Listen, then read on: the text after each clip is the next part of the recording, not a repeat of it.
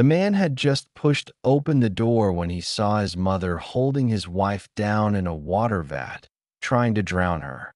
He rushed over like a madman, pulled his mother away, and dragged his wife, who was half suffocating, out. His wife lay on the ground, coughing up blood, unable to utter a word, her eyes fixed on her mother-in-law, filled with terror. The mother patted the water off herself, showing no sign of panic, wiped her hands, and went to the kitchen as if nothing had happened. The man's name was Shirtu, Stone, and his wife's name was Lanhua, Orchid.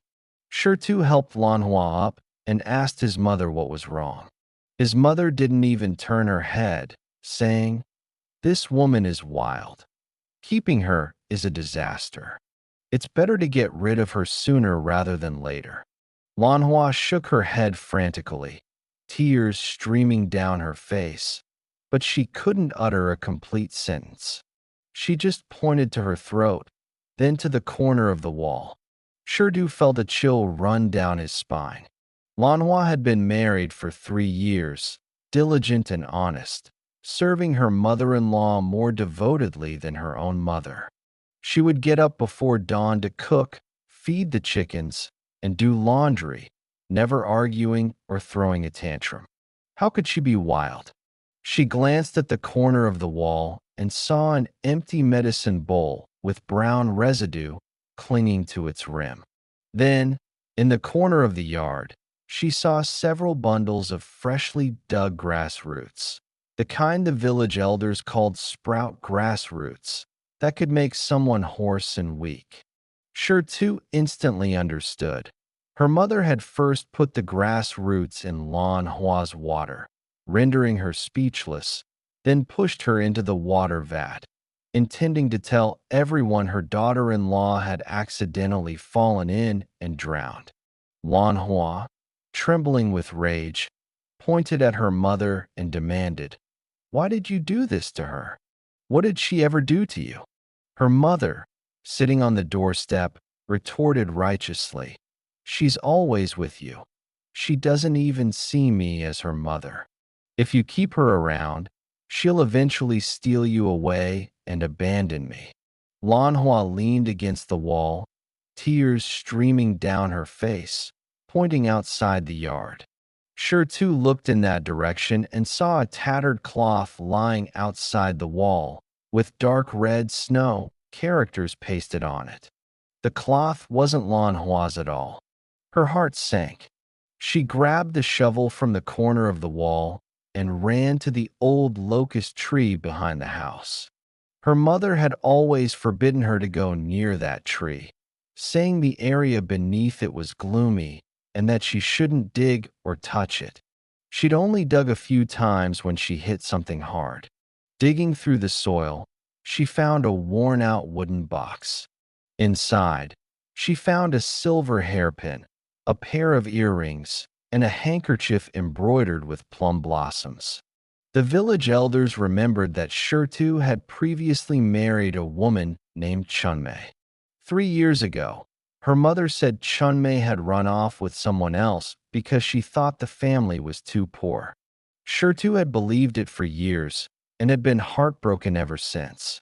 Her mother followed behind, and when she saw the wooden box, her face turned pale instantly.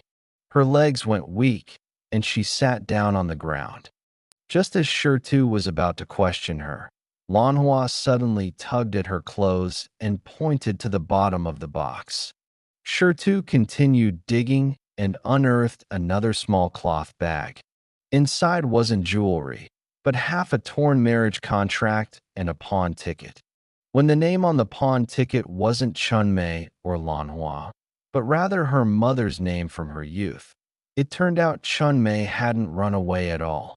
After Chunmei married into the family, she accidentally discovered that her mother, in her youth, had secretly pawned her in-laws' belongings to seize the family fortune and even tore up the marriage agreement for a division of property.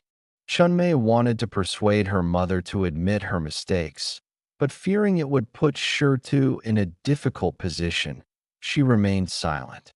Her mother knew Chunmei had discovered the secret and, fearing she would reveal it, poisoned Chunmei with a medicinal herb, rendering her mute.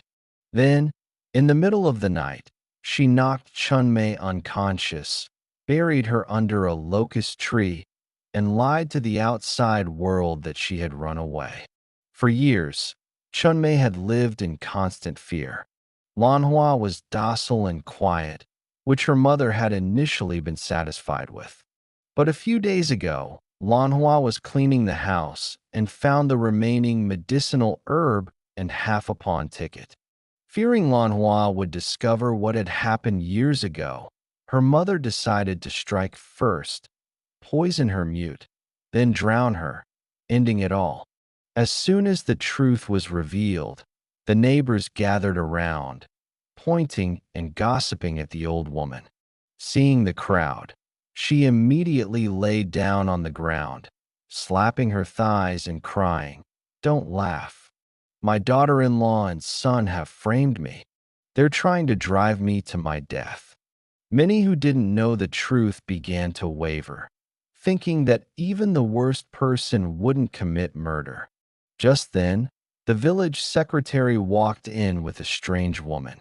The woman saw the silver hairpin and burst into tears, throwing herself at the wooden box. The old woman trembled with fear, unable to utter a word.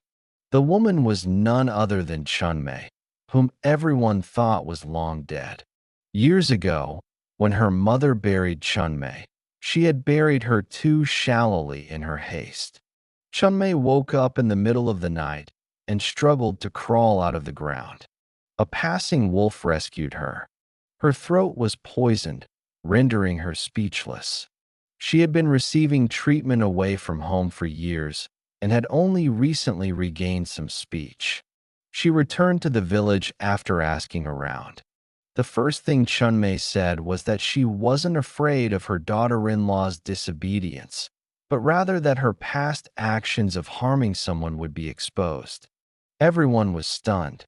Not only had mother harmed Chunmei, but she also wanted to harm Lanhua, compounding her mistakes. Shirtu looked at her own mother, then at the two women she had wronged, and her heart turned to ice.